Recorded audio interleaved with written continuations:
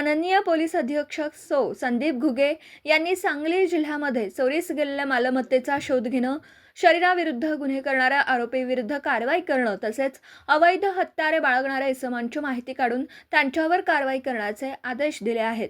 सदर सूचनेप्रमाणे पोलीस निरीक्षक संजीव कुमार झाडे, स्थानिक गुन्हे अन्वेषण शाखा यांनी गुन्हे अन्वेषण शाखेकडील सहाय्यक पोलीस निरीक्षक जयदीप कळेकर यांचं एक पथक तयार करून अवैध हत्यारे बाळगणाऱ्या इसमांची माहिती काढून त्यांच्यावर कारवाई करण्याबाबत आदेशित केलं होतं.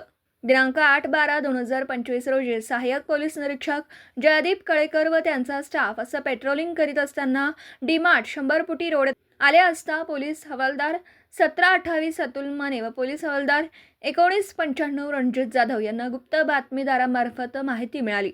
रेकॉर्डवरील आरोपी नामे यशराज दुधाळ, राहणार वानलेसवाडी, हा 100 फुटी रोड ते धामणीकडे जाणाऱ्या रोडवर इरझेड भवन चौकामध्ये घातक शस्त्र घेऊन थांबला आहे, अशी खात्रीशीर बातमी मिळाल्याने स्थानिक गुन्हे अन्वेषण विभागाचे सहाय्यक पोलीस निरीक्षक जयदीप कळेकर यांनी स्टाफसह सदर ठिकाणी जाऊन माहितीच्या अनुषंगाने पाहणी करीत असताना मिळालेल्या बातमीप्रमाणे रेकॉर्डवरील आरोपी नामे यशराज अनिल दुधाळ, वय वर्ष 20, राहणार स्वामी समर्थ कॉलनी, गल्ली नंबर 1, वानलेसवाडी, विश्रामबाग, सांगली, हा हातात एक तलवार घेऊन उभा असलेला दिसून आला.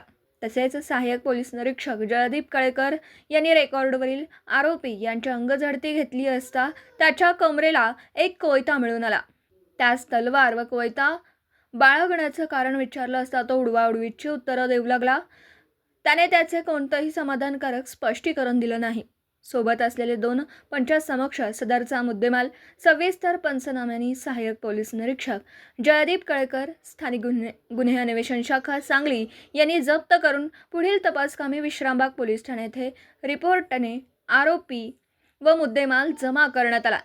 सदर रेकॉर्डवरील आरोपी याच्या विरुद्ध यापूर्वी विश्रामबाग पोलीस ठाणे येथे खून व खुनाचा प्रयत्न असे गुन्हे दाखल आहेत. सदर गुन्ह्याचा तपास सहाय्यक पोलीस फौजदार दिनेश माने करीत आहेत.